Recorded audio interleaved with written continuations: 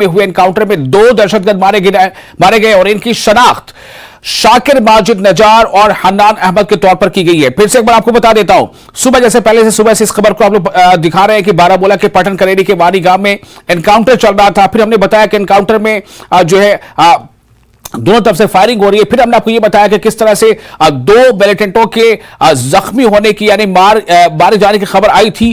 फिर ये अब उनके नाम भी आपको बता रहे हैं कि एनकाउंटर में जो 2 दहशतगर्द मारे गए हैं उनकी शनाख्त हो गई है, शाकिर माजिद नजार और हन्नान अहमद के तौर पर की गई है। दोनों मकामी दहशतगर्द हैं, स्थानीय हैं, मकामी हैं और इनका ताल्लुक ममनुआ दहशतगर्द तंजीम यानी प्रतिबंधित जो आतंकवादी संगठन है ममनुआ दहशतगर्द तंजीम लश्कर से बताया जा रहा है। वाज़ेह है कि वानी गांव में यह एनकाउंटर उस वक्त शुरू हुआ है जब यहां रिहायशी मकान में मिलिटेंटों के छिपे होने की खबर मिली थी, सूचना मिली थी। सिक्योरिटी फोर्सेज ने रात में ही इलाके का मुहासरा किया। जो ही इस जगह पर सर्च शुरू की गई तो इसी दौरान फायरिंग का तबादला शुरू हुआ था और इस तबादले के बाद यह देर तक क्रॉस फायरिंग होती रही। फायरिंग के नतीजे में 2 मिलिटेंट मार गिराए गए और उनकी शनाख्त भी अब हो चुकी है।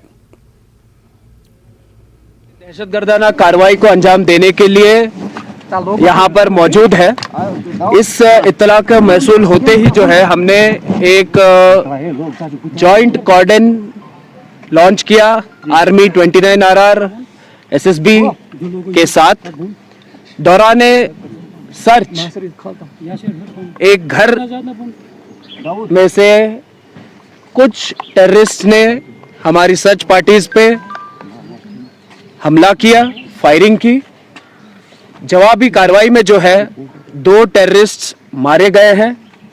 ये टेररिस्ट शोपियन जिले से वाबस्ता है, वहां के रहने वाले हैं। इनकी पोजीशन से एक AK-47 राइफल, एक पिस्टल बरामद हुआ है।